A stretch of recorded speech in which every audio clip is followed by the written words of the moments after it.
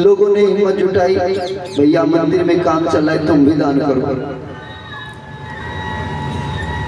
उसने भी मन में बनाया भाव कि चलो सब लोग दे रहे हैं, आज तो भी दे ही दे। हिम्मत से करके घर से 1 रुपया गिलट का उठाया, जेब में डाल दिया। पुराने समय की बात। मंदिर में बड़ी भीड़ थी, तो जेब में रुपया डाल करके मुट्ठी में और जेब में लिए हुए जा रहे, कोई देख ना ले कितना दान कर रहा है। क्योंकि जो काफी में लिखवाते हैं उनका तो पता रहता है ना कितने दिए, लेकिन जो बहुत चतुर होते हैं वो काफी में नहीं लिखवाते, कभी दूसरों को पता चल जाए तो सीधा भगवान के चरण। तो 1 रुपया जेब में डाला और डाल के चल दिया मंदिर में। भीड़ बहुत थी, धीरे धीरे पहुंचा, बहुत देर में गया। इतनी देर में जेब के अंदर हाथ में पसीना आ गया। पसीना आया तो लाइन तो लगी हुई थी, जैसे भगवान के सामने गया मन में भाव आया, फिर तो देखने को मिलेगा नहीं, आज तो दान कर दूंगा, दोबारा तो ये दिखेगा नहीं, क्यों ना एक बार इसके दर्शन तो कर। तो जैसे जेब से निकाला रुपया, देखा पसीने में भीगा हुआ। उसके मन के बाबा, अच्छा अरे तू रो रहा है, रुपये को कह रहा है, अरे तू रो रहा है यानी तू भी मुझसे बिछड़ना नहीं चाहता, चल रहने दे, मैं तुझे दान करता ही नहीं, तू रो मत, नाराज मत हो। फिर जेब में डाल दिया, वापिस लेकर गया।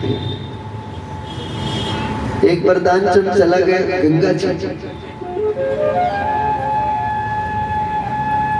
गंगा स्नान करने के लिए।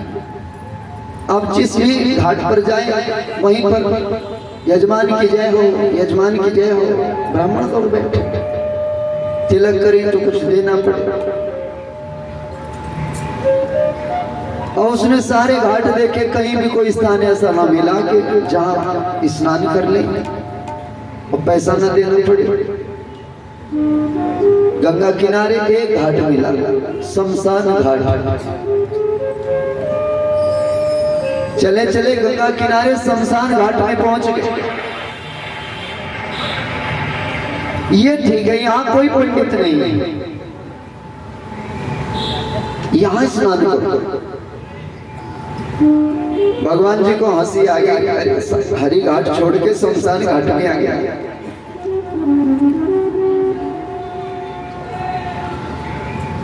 दान ना करना पड़ जाए इसलिए शमशान घाट तक पहुंच गए, हरि घाट छोड़ दिया, भगवान का द्वार छोड़। हर की पौड़ी छोड़ करके शमशान घाट में जाके गोता लगाया। जैसे ही गोता लगाया, भगवान बड़े गोतों की ब्राह्मण बन के आ गए। गोता लगा के जैसे बाहर निकले, भगवान जी ब्राह्मण बने हो, यजमान की जय हो, उछल के पड़ा, यहाँ भी आ गया। महाराज आप यहाँ तो कोई भी नहीं रहता, शमशान में कोई ब्राह्मण, आप बोले हम यही रहते, हम तो यही रहते। अरे यहाँ कौन आता होगा? बोले कभी कभी कोई आ जाता है, साल में 5-7 बार कोई अच्छे यजमान यहाँ पर आता है, तो वो इतना दे जाता है, हमें दोबारा मांगने की जरूरत नहीं पड़ती। आज आप ही आ गया। अब तानचंद सोचे ये तो फंस गया, कपड़े बाहर रखे पानी के अंदर। बाहर निकले, भगवान जी ने तिलक लगाया और प्रभु ने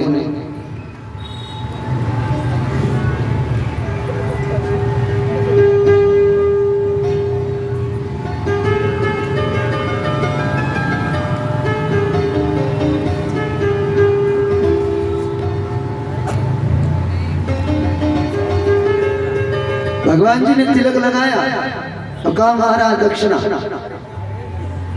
तानचंद बड़ा कंजूस आदमी, उसने कहा दक्षिणा कुछ भी जो आप अच्छी करें, मैं यहाँ तो ले नहीं रहे, उधार कर लो। बोले हमारे यहाँ चलता है उधार, हमारे यजमान उधार करते हैं, तो इस बहाने हम घर लेने भी आ जाते हैं, उधार कर हम घर आ जाएंगे। तो उसने कहा ठीक है, एक ढेला दान का बोल दो। एक ढेला दान का बोल दो और लेने आ जाना घर घर दे दो। संकल्प दे दिया और एक ढेला दान आना। अब घर आया, घर आकर के सायंकाल के समय रोटी खाई और अब सोने की तैयारी में थी। इतनी देर में कुंडी खड़क गई। कुंडी खड़की, पत्नी दरवाजे पर पहुंची, दरवाजा खोला, देखा सामने भगवान जी हैं, ब्राह्मण बने हुए। उसने कहा ये दानचंद का घर है? हाँ जी। अरे मेरी यजमान को बुलाओ, वो गंगा जी पर एक ढेला दान करके आए थे, मैं लेने आया। पत्नी ने घर के अंदर जाके कहा कुछ गंगा जी पे दान भी करके आए थे क्या? दानचंद ने कहा तुम्हें किसने बताया? बोले लेने आया है दरवाजे पे। दानचंद ने सर पे मर हाथ मारा, ये भगवान इतनी जल्दी? अभी तो मैं आके बैठा, मेरे पीछे पीछे, इसे मुझसे भी ज्यादा जल्दी। एक काम करो, बाहर से बाहर ये कह दो कि वो तो बीमार है, ठंड में स्नान किया है तो सर्दी लग गई, बीमार है, फिर कभी आना।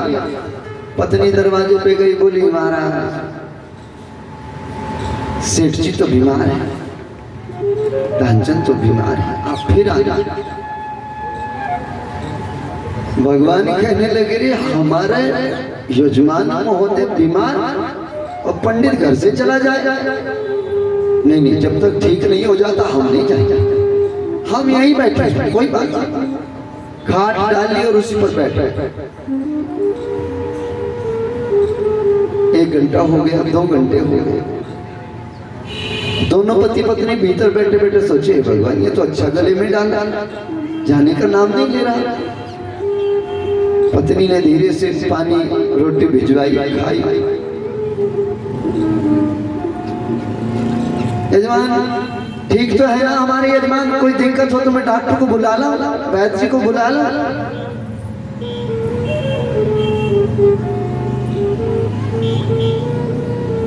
पत्नी कहने कुछ आराम है। आधी रात बीत गई, भगवान ने फिर कुंडी खड़का था, ना खुद सोए सारी रात, ना उन्हें सोने दिया। ठीक है यजमान, कोई परेशानी तो नहीं? पत्नी कहने लगी इसको ढेला दे ही दो ना, जब बोल दिया है तो दे दो, क्या बड़ी बात है? ऐसे कैसे दे दो? ढेला कमाने में बहुत मेहनत लगती, मैंने कभी ध्यान नहीं दिया, ऐसे कैसे दे दो? अरे कुछ तो दे दो। ऐसे कोई 2-2:30 बजे होंगे, उस समय फिर भगवान ने कुंडी खड़का। पत्नी कहने लगी अब बताओ क्या कहूं उससे? फिर कुंडी खड़का। दानचंद कहने लगे उसको ये कह दो कि मेरे पति मर गए। अब वो गई बाहर, उसने जाके कहा महाराज अब तो आप अपने घर चले जाओ तो बढ़िया। क्यों? अब दान कौन दे? क्यों क्या हुआ? बोले जो दान देने वाला था वो तो मर गया। मर गया? हाँ, हमारा स्वामी मर गया, अब आपको यहाँ कोई दान नहीं देगा। भगवान जी पंडित बने हैं, वो भी बड़े कौतुक, अरे भीतर ठीक ठाक बैठा है। भगवान जी कहने कोई बात नहीं, अब वो मर गया है तो हमारा यजमान मर गया और हम यहाँ से ऐसे ही चले जाएंगे बिना अंतिम संस्कार किए? तो कैसे? उनका अंतिम संस्कार करके तो जाएंगे, ऐसे कैसे चले जाएंगे? अभी लोगों को इकट्ठा करता हूँ। तो पंडित जी ने झट से सब गांव वालों को इकट्ठे कर शुरू। अब दान चले इतना पक्का ही। लोग जब घर में बढ़ने लगे तो सांस रोक के पड़ गया, कभी कभार झूठ मूठ सांस लेते। अब दुनिया वाले आए देखे हे भगवान सांस नहीं चलती, बाकी मर गए। झट से अर्थी तैयार की। अब वो माताओं ने पत्नी को पकड़ दिया, बिठा लिया, तेरा तो और मर गया, घर उजड़ गया था, ये कैसे हो गया? अच्छा गंगा जी गया था। अब वो बैठी बैठी कहे ये मरे नहीं है, और लोग कहे इसके दिमाग पर बहुत चोट लगी, ये सदमा सहन नहीं कर पा रही, और वो बेचारी पड़ी पड़ी कहे ये मरे नहीं है, ये तो नाटक कर रहे हैं। भगवान कहे ये तो मुझे भी पता है नाटक कर रहे हैं, पर लोग समझे नहीं, इसका तो दिमाग चल गया बेचारी का। उठाओ उठाओ उठाओ, अर्थी लेके चल पड़े। अब महाराज जब शमशान घाट में चिता पर लिटा दिया, दान चलता ही रहा। अंतिम संस्कार की तैयारी हो गई पूरी।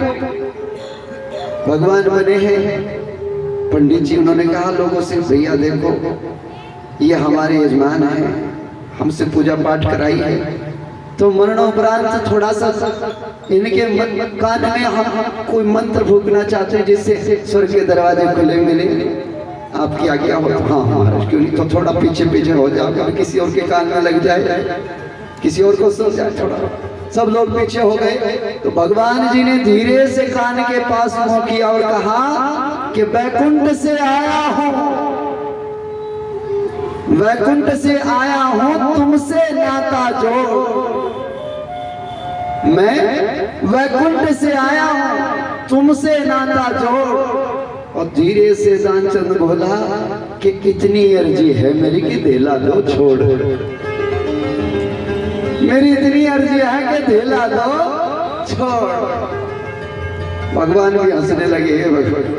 अरे वाह, मेरी पूरी बात नहीं छूटी अपना धेला छुड़वाने के चक्कर में। भगवान के दर्शन पाए, जीवन धन्य हो गया। महाराज दानी भी एक से एक हुए। एक दानी हुआ कर्ण, जिसने अपने जीवन भर सोने का दान किया। कर्ण सुबह सुबह सूर्य की पूजा करता था। जब सूर्य निकलता था तो सूर्य निकलते के समय दान करता था सोने। जिन्होंने अपने घर में सोना बरसाना है वो सूर्य नारायण की पूजा जरूर करें, क्योंकि सूर्य ही है सोने के दाता। सूर्य की किरणों से सोना बरसता है। सूर्य पुत्र कर्ण रोज 100 मण सोना दान करता।